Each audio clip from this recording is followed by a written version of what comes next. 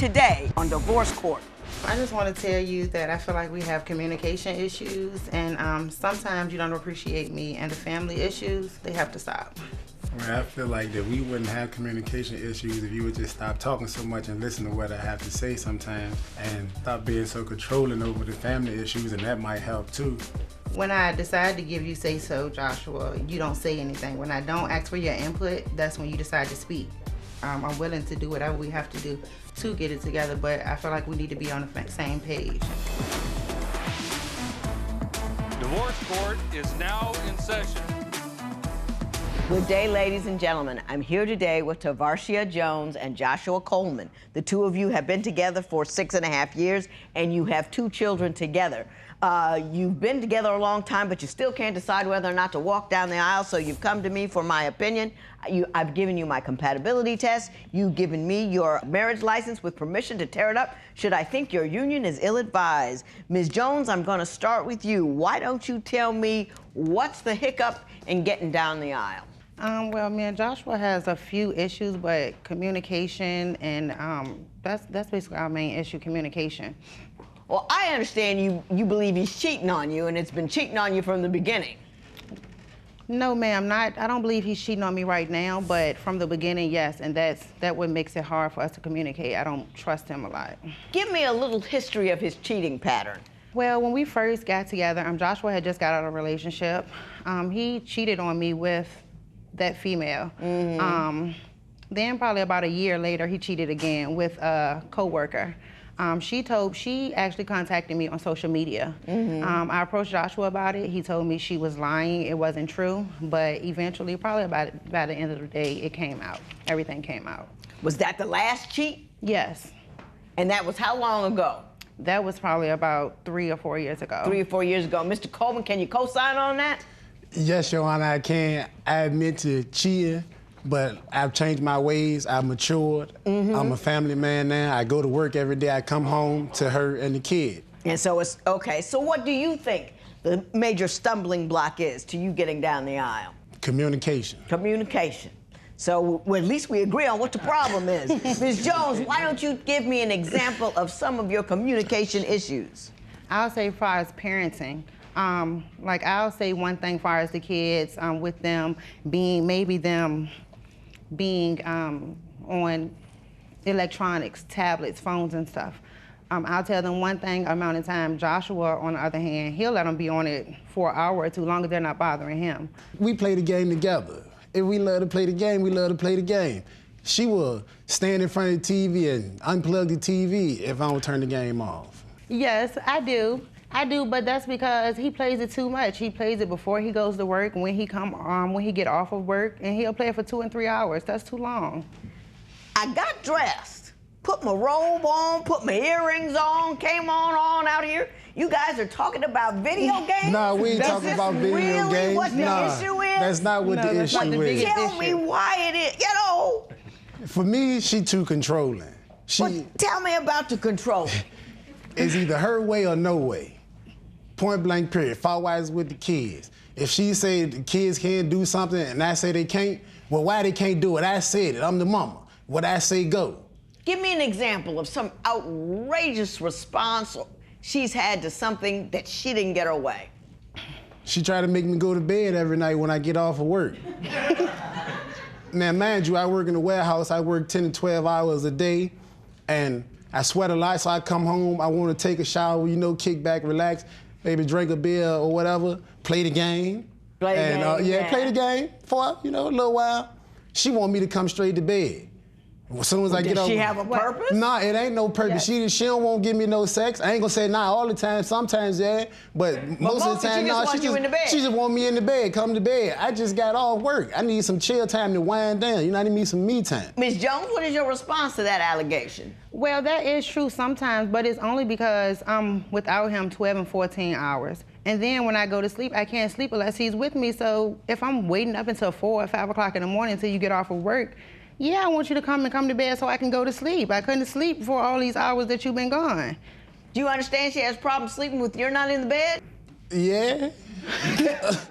Okay. But how is that your problem? Is what you're saying to She me. better turn her lights off and go to bed till I get there. Turn over and give it a try. Give it a try. Give it the good old college try, you know? It's not that easy. Do you feel unappreciated? Yes, I do. Why do you feel unappreciated? Well, one reason why I feel unappreciated is we've been together for 6.5 years. Out of the 6.5 years, I can say probably about 3 times he asked for sex and I said no, compared to me being at work all day and just giving it to you every time you say it. So yeah, I feel unappreciated. I'm doing all of this, giving you everything you need and want. Now, do you work outside the home in addition to inside the home? Yes, ma'am. Do you work full-time? Part-time. Part-time. And so you feel unappreciated for what you bring to the table. Right. Both economically, housewife-wise, and sexually. Yes, ma'am. Mr. Coleman, your response to that allegation? No. No. She can't keep up with me. She what? She can't keep up with me. I got stamina like a rabbit. Go, go, go, go, go. So you're not getting quite enough sex is what you're telling me. Oh, I'm getting enough. I ain't know she won't get enough. Sound like something new to me. It's not that I don't get enough. It's just like after 6.5 years, I want something different. Like, you know how a man, they want you to dress up and dance for them and something like that? I want something too. But what I want is a little bit more. What you want? Does he ask you to dress up and dance for him? Mm-hmm, and I don't have a problem with it. And you do it too? Have you made requests of him he wouldn't fulfill? Yes. Like what? Like what? Like what? I want somebody else in the bedroom, preferably a female. And he don't think that I'm about the life that I talk. Okay. Objection. Now, Mr. Coleman, I come in here. Usually that's the dream of every man that comes in divorce court is another woman in the scene. You have this opportunity presented to you, but you don't want to do it. That's or not do true, I have it Your Honor. wrong? You don't got it wrong. She got it wrong. If I brought a woman in there, she might try and fight both of us in there. So you think she's not telling the truth? Not that she might want it, but if I brought it to her, would she go through with it? That's the thing about it. I don't think she would. You know, Ms. Jones, over the years, and I've been here for a while, I've seen a lot of threesomes, and it almost never works out. Somebody gets mad, somebody gets their feelings hurt. It wasn't what you thought. Then he's seeing her behind your back, and then, but you like this girl, and he don't like her, and all that kind of stuff. It's hard enough to keep a relationship between two people going. Bringing in a third party, it sounds good in theory. Mm-hmm. Rarely does it work out well. I just won't put that out there. I'm sitting in the dock in the warehouse with a bunch of men. Do you want me to FaceTime you? Her response was yeah. Did that happen? Yes. And it happened because if we go back to the second time when he cheated, it was with somebody he was working with.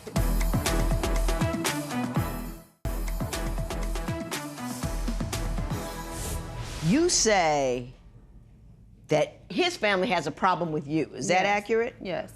What is the problem your family has with you? She mean.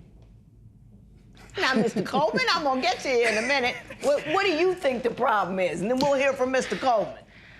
Well, last year, my daughter accused a family member of touching her. Okay, the family didn't agree with the way that I handle things. I got the authorities involved, and I automatically kind of cut off communication far as her being around them and things like that. And ever since then, it's just like that. They don't want to have nothing to do with me, basically because of what I decided to do with my children. Mr. Coleman, did that happen? Yes, that did happen, but let's rewind. Let's go back a few years before this. Okay, let's do that. Let's go back here. a few years before. One of my family members and one of her family members were messing with the same man. Did that happen? Yes, ma'am. Anybody fight? Yes. Yes. No And kidding. I was just trying to be funny. No, we come from They the hood. threw They down were over fighting, this dude. shooting, and everything. Yeah. Oh, my goodness. It was a lot. It was a lot. That started the rift, and then it just continued to be more and more. But with my family's biggest issue with the whole touching of the child situation was the way she went about it, with exposing it on the social media. I'm not a social media person, so me personally, I don't care. But I stood by her because she is my fiance, soon to be. And it's not about her taking just my child away. She took all of the kids away from the family. It's not just one. I have family members that always want to get my daughter, my kids. They always want to get them, but she says no. And if I have to clear it with her first. If I don't, right, it's World War III in the house. Right. Right. That goes back to the controlling issue. Well, explain to me other areas in which she's controlling. Give me a story to make my hair stand on end. With her being controlling, this is a control issue, trust issue, all rolled into one. Okay, sounds like a good one to me. One night I'm at work, the power goes out. We have an OSHA law that says you got to stay there for 4 hours, or if the power come back on, finish the work when the power come back on. I text her and told her the power went out. She said, and I was like, we got to stay there for 4 hours. She texted me back, yeah, okay. So me knowing her, I know automatically she didn't believe me. So I asked her, I said, what's wrong with you? She said, I don't know, that just don't sound right. So I said, do you want me, I'm sitting in the dock in the warehouse with a bunch of men. Do you want me to FaceTime you? Her response was, yeah. Did that happen? Yes. And it happened because if we go back to the second time when he cheated, it was with somebody he was working with that he would stay late at work, late at night, to see this person after work. So that's the reason why it's like that. Right, right. All right, but that's cool. I was working with women then. Right now, I work with all men. If you find a woman in that warehouse, yeah, it's news to you. Yeah, I work with all men. I don't want no man, straight up. We have gone all over the place with this, with communication, trust, cheating, and the family. And it seems to me that a primary source of contention is that family piece. So I want to take a moment and explore that so we can get that cleaned up. Okay. But what about the rest of my family? If they wanted to see him that bad. So you feel like his entire family ought to be exiled because of what this one individual did? Yes. Yes. Mr. Coleman, tell me, I understand that your families just don't get along. Tell me some incidents that would allow me to see the broader picture with respect to those issues. It's hard for them to get along, and I just don't want to be in the middle of it. I try to stay neutral in the situation. But if I don't take her side or agree with what she says, automatically I'm taking my family side. And my family pulling at me like she shouldn't have all the say-so with the kids because they're your kids too, which I understand that. But like I said, I'm trying to build a family here. Okay. So I try to stand by her side, but once I say, hold on, I don't agree.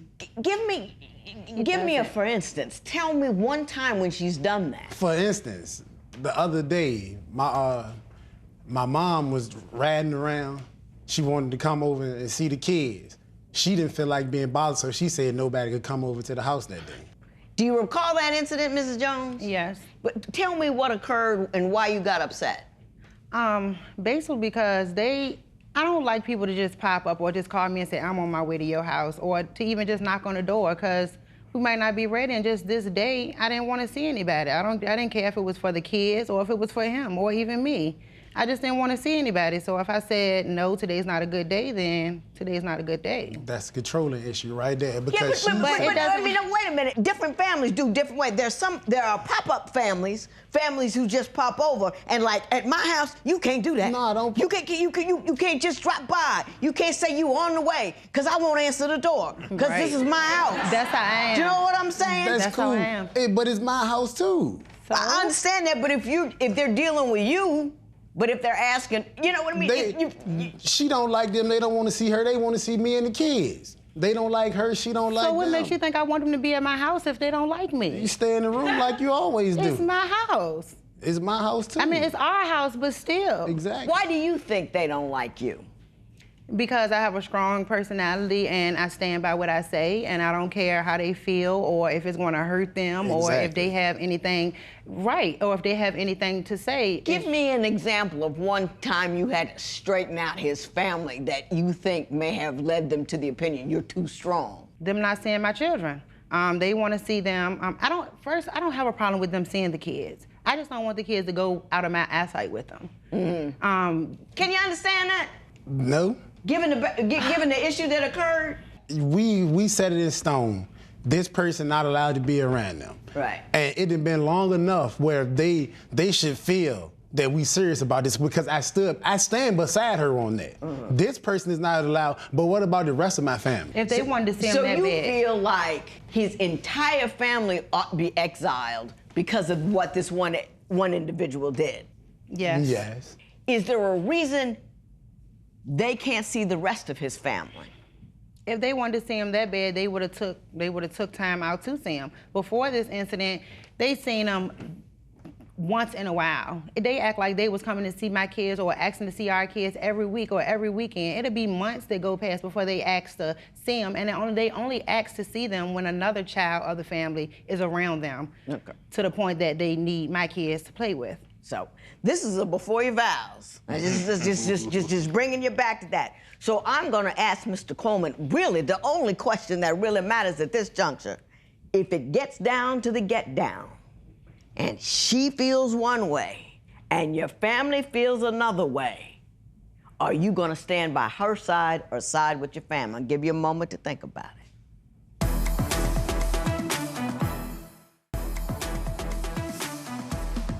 Did you think about it? Yes, Your Honor. You got an answer for me? Yes, I do. Tell it to me. I would side with her, of course, because I see myself spending the rest of my life with her, building my empire with her, building our empire together. Now, I was going to ask for a professional love, but he just skipped right on into it and fell down face forward and listen. Now, I'm going to do a little work on your behalf, if you don't mind, okay? Thank you. I think this guy really loves you. Yes. I do not in any way, shape, or form blame you for the anger that you harbor toward individual X. But let me say this to you. If you love him, you cannot excise him from the rest of the family. You don't want your kids out of your eyesight, but you don't let his families come over to see the kids. So that's a double-edged sword. Yeah. Make sure they're safe, but don't be extraordinary about damning an entire side of the family for the actions of one individual. Do you see what I'm saying? Yes. Don't want them out of your sight, that's fine. But they can come over every once in a while. Don't let them just pop up, but let them come over every once in a while. Don't stay, I can't imagine your anger. Can't imagine it. But don't allow that individual X to seep into the soul of your relationship with this dude and jack it all up. Right. That person's already done enough. So if you continue to let that inform all of your decisions with respect to all of his people, you're going to eventually cause him to be so resentful that he won't be able to actively and lovingly and consistently participate in this marriage I think you ought to have. So there's your marriage certificate. There's my best advice to you. There's my best work on your behalf. Good luck to both of you. This matter is adjourned.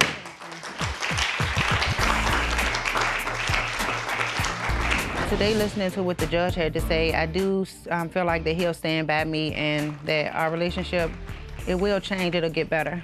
In order to bring V and my family together, it's gonna take a lot of hard work, a lot of sit-downs, a lot of talking it out like adults supposed to do.